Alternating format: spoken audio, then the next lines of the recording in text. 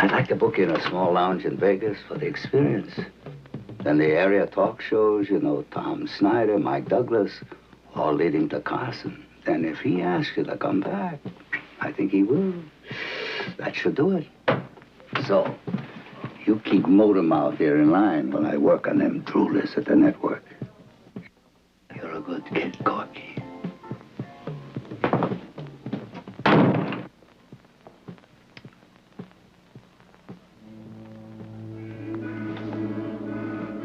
Hey, you know what I think?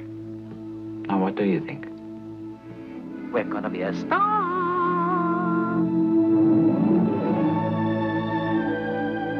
The last picture that really scared me was The Exorcist. Before that, Rosemary's Baby. Well, there's a new movie named Magic, just as good as those two thrillers. It's the exciting story of a schizophrenic magician who uses ventriloquism in his act, and his dummy is the stronger part of his split personality. Anthony Hopkins plays the ventriloquist magician.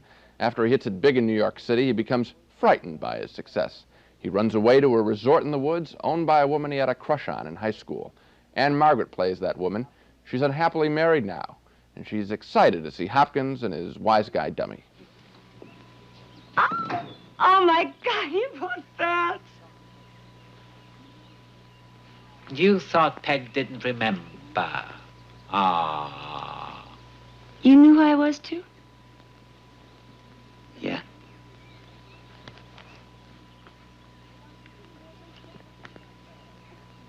Well, why didn't you two at least grunt at each other?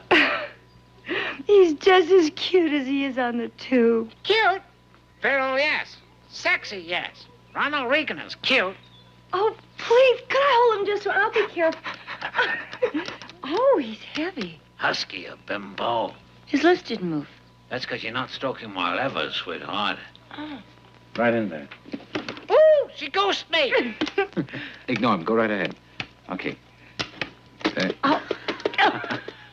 And there. See.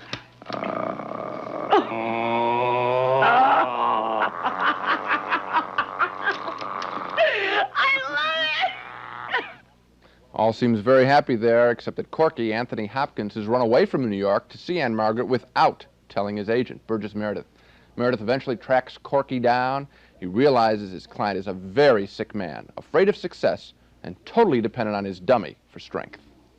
Nothing's funny. Not anymore. What are you gonna do? Gonna make a few phone calls. Tell people you mean? Corky, you ain't in control.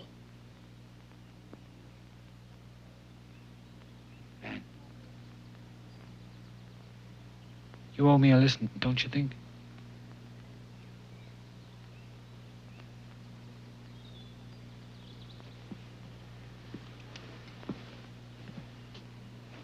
Yeah, I was kind of out of control back in the city. I could feel myself starting to slip down the iceberg. So you took off? And now you're fine? Sure, on account of Peg. The local town pump, terrific knockers. Look, Fats, please. Come on, will you? Sorry.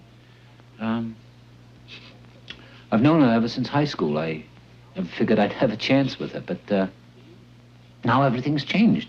She believes in me. Listen, girls are for down the line, kid. Right now, you gotta let me help you. I know a lot of people. Beautiful doctors. He means head shrinkers. He just thinks they're a fruitcake. He doesn't. He never said that. He's on our side. He's the film. Don't forget that. Never forget that. Hey, kid.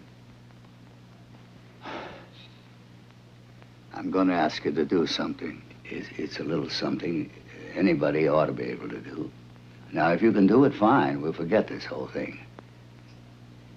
But if you can't, we'll think about getting you to see somebody fast. Is it a deal? Name it. Make Fat shut up for 5 minutes.